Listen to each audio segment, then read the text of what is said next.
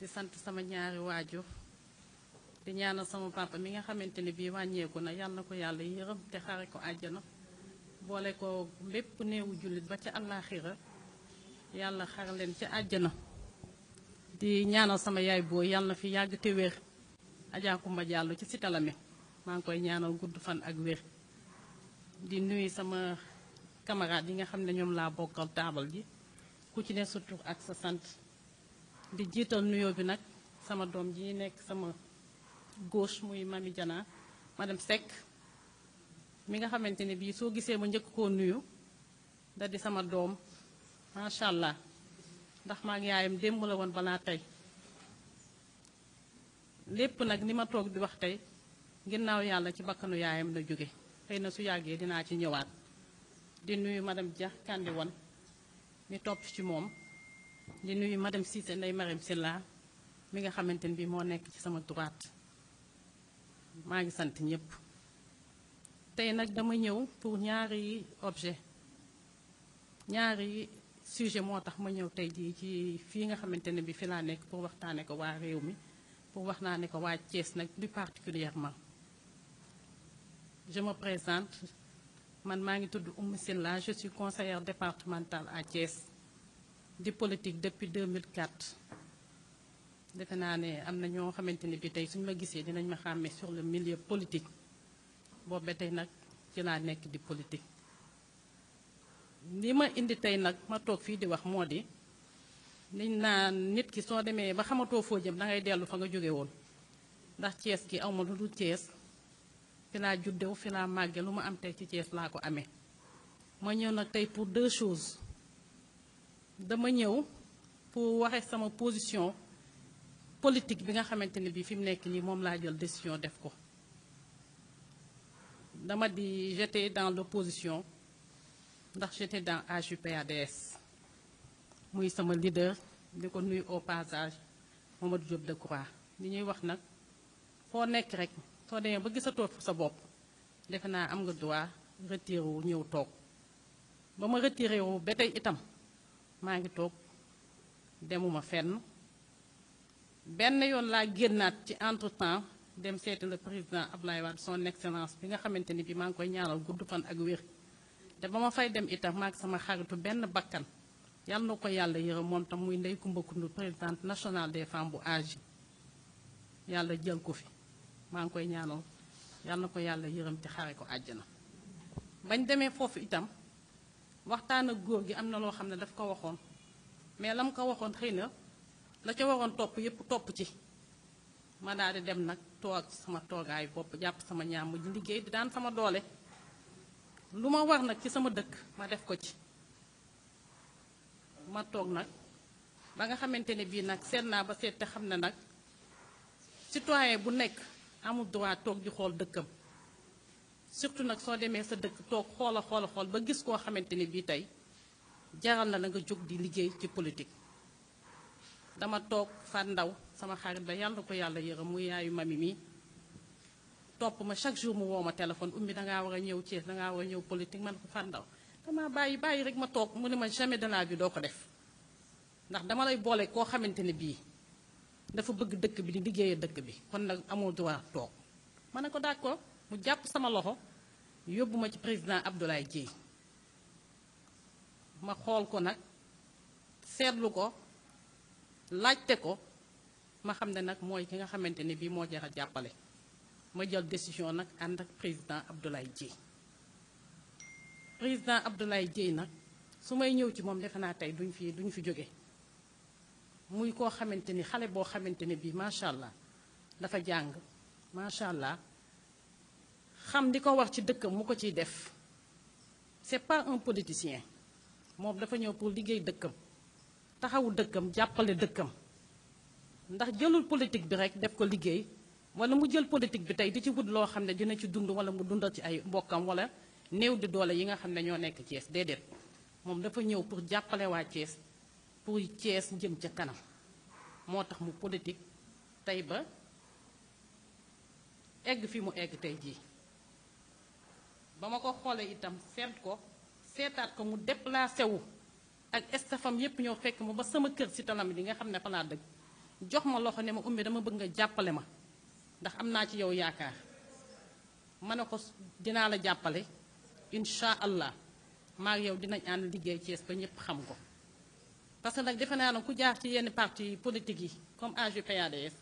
ak yeneen parti yi defe naa politique dara du la ci jaaxal mais nag soo amul foo jaar pour politique day metti trop pour li nga mun ci politique mun a génn. kon nag su président Ablaye Dièye ñëwee tey ma wax ak moom xool ko muy liggéey dëkk bi ma dem ànd ak moom jël décision ànd di liggéey ak président Ablaye Dièye. Ablaye Dièye nag bi mu ñëwee seet si ma dafa am lu mu waxtaan ak man parce que daf ma ne damay liggéey ak dëkk bi kon nag su may liggéey ak dëkk bi damay ànd ak ki nga xam ne mooy boroom dëkk bi muy son excellence le président Macky Sall ma koy nuyu au passage. kon su président Ablaye Dièye ñëwee taxaw ne day liggéey ak son excellence monsieur le président de la république man ma ñëw di ànd ak Ablaye Dièye kon li ma war a def moo di ànd ak Ablaye Dièye ci choix boobu mu def muy ànd ak président Macky Sall liggéey dëkk bi. kon nag à partir d'aujourd'hui dama rallier dem ànd ak Abdoulaye Dièye dem ci dans la mouvance présidentielle dem ànd liggéey ak son excellence monsieur le président Macky Sall loolu moom laa jël décision def ko ba président Ablaye Dièye ñëwee sama kër ba tey ci mouvance boobu laa nekk di ci liggéey. sur le plan politique je pense que loolu moo ci nekk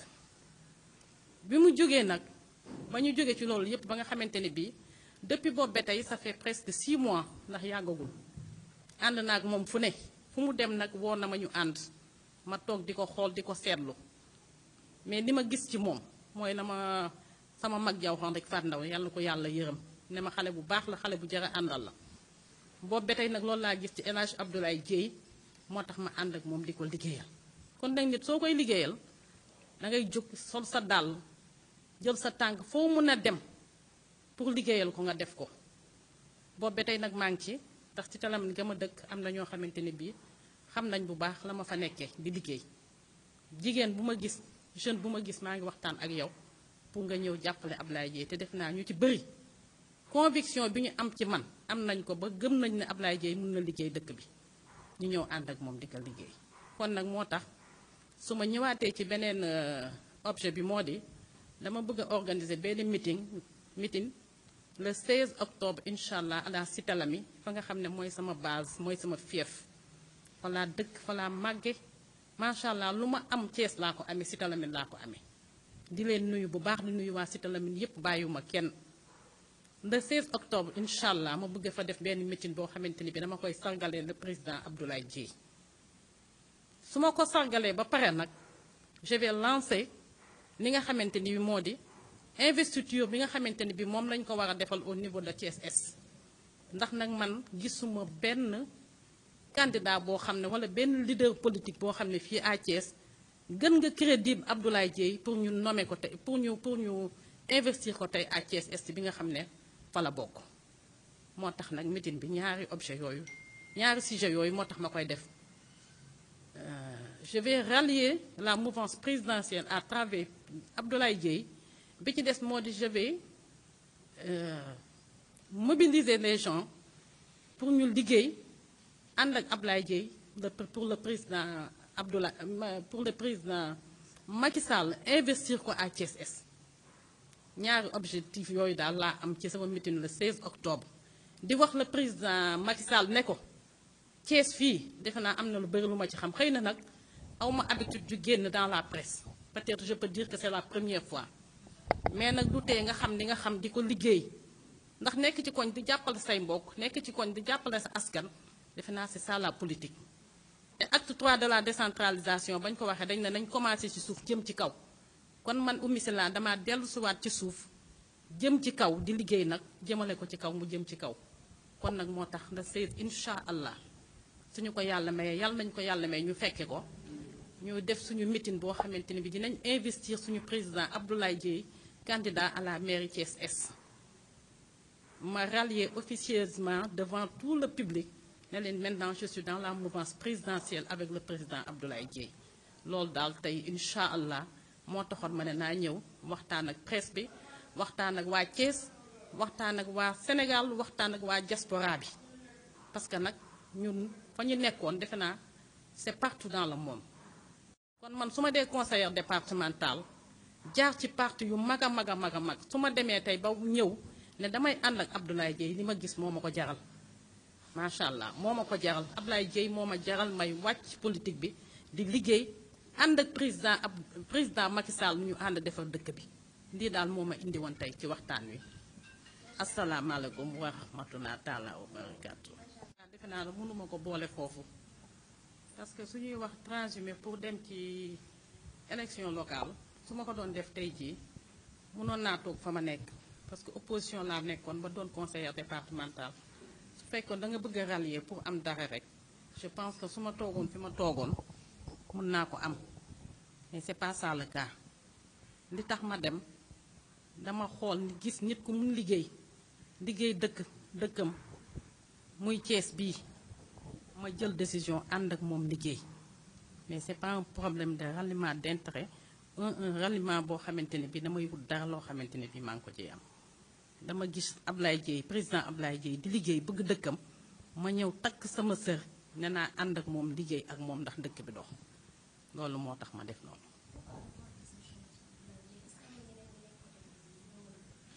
jërëjëf nag mami wax nga question bu am solo parce que su doon jàppale rek wala rallier rek mu dem fi nga xamante ni bi mooy président Macky Sall am na feneen fu ma mënoon a jaar ndax je suis conseillère départementale te defe naa ne au niveau du conseil ne fa xew ci suñu supérieur ya fa nekk defe naa waa Thiès ak waa Sénégal yëpp xam nañ ko mais soo gisee man ma dem ci Ablaye Dièye ànd ak moom moo nekk Thiès am fi place bi nga xam ne moo gën a crédible ci li ma gis ci liggéey li ma gis ci politiciens yi loolu moo tax ma ànd ak moom dem liggéey ak moom vraiment.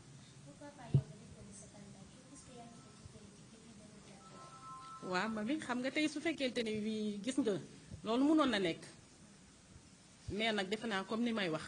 ay parti yu bëri ay mouvement yu bëri jaru ko soo gisee koo xamante ne bi li nga bëgg yaa ngi ciy dem gis koo xamante ne bi ma nga ca defe naa dangay dem fekk ko fa ngeen ànd liggéey bi ci lay gën a yombe loolu moo tax ma dem ànd ak président Abdoulaye Dièye.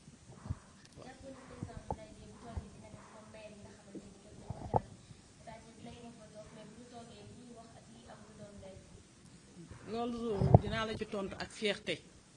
ndax su fekkoonte dafa fekk président Abdoulaye Dièye toog ca grand place ba di waxtaan wala mu doon un politicien parce que politicien dafa am su fekkoon un politicien la tey soo ma posé question bi dinaa tiit mais question bii amul dara loo xam ne dinaa ko ragal a tontu ndax président Abdoulaye Dièye nee naa la c'est benn macha allah c'est un jeune magul xale bu ndaw la. am fulla ak fayda jàng ba jàng jotee am fulla ak fayda teg société am moom mooy directeur Socotra di liggéeyal réew mi di transporter lu bari loo xamante ni bi ñu koy indi ci dëkk bi tey ci moom lay jóge di dugg kon xam nga ne kooku tey jàng na liggéey xam na entreprise xam na gérer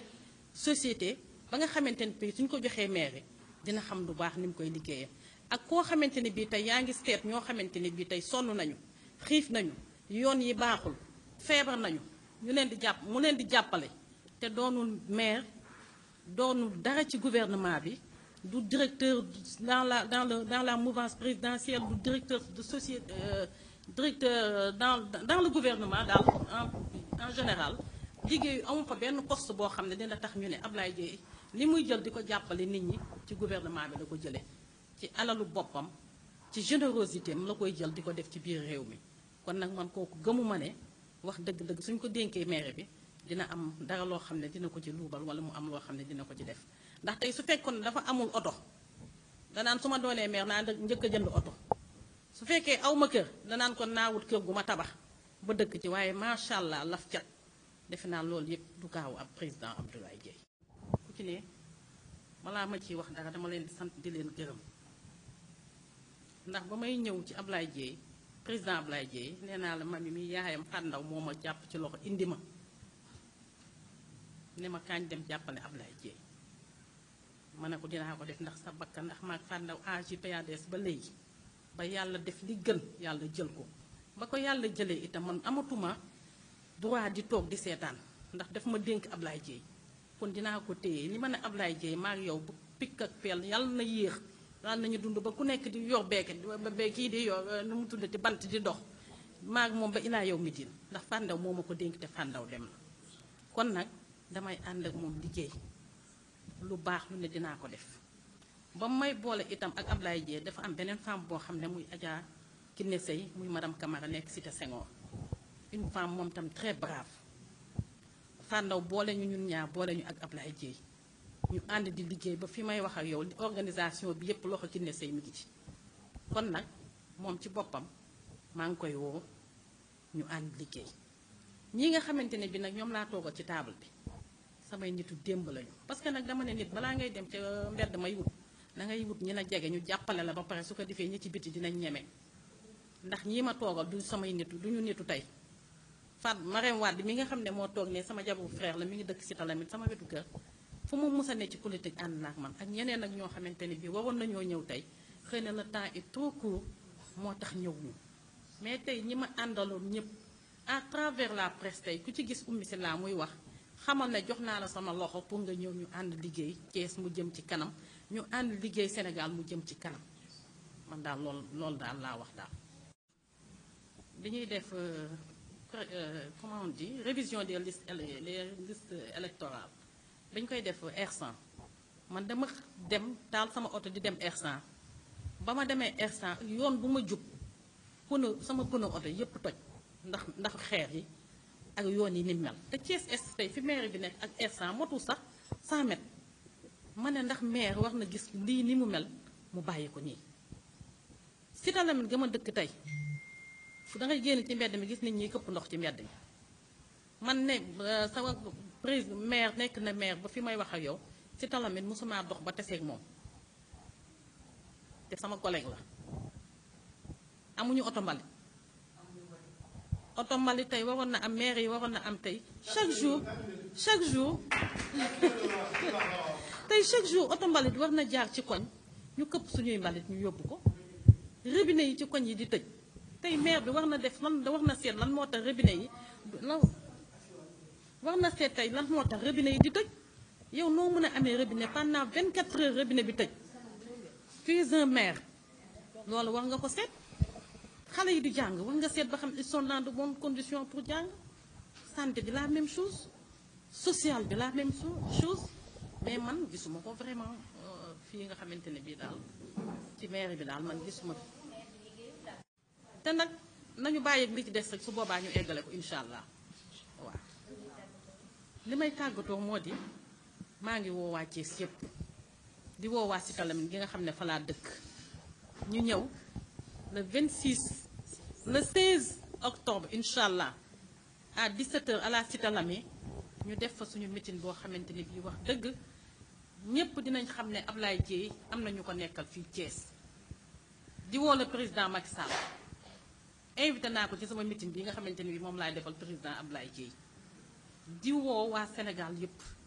Thiès bàyyiwuma kenn samay mbokk samay xarit samay dëkkandoo samay collègues yi nekk Dakar di liggéey te dëkk Thiès te ñu bokk benn koñ maa ngi leen di woo nañu wàcc si te bàyyi Ndakaaru Njaay googu ñu toog nañu wàcc si Thiès ñëw liggéey Thiès dox incha allah ku ne am loo xamante ni bii di nga am loo def sa poche jàppale sa mbokk ndax dëkk bi itam dafa xaw a metti tuuti su boobaa ku ne liggéey taxaw rek su boobaa kenn dootul sonnati vraiment je pense que loolu daal laa amoon lu may wax di sant ñëpp di gërëm ñëpp merci beaucoup.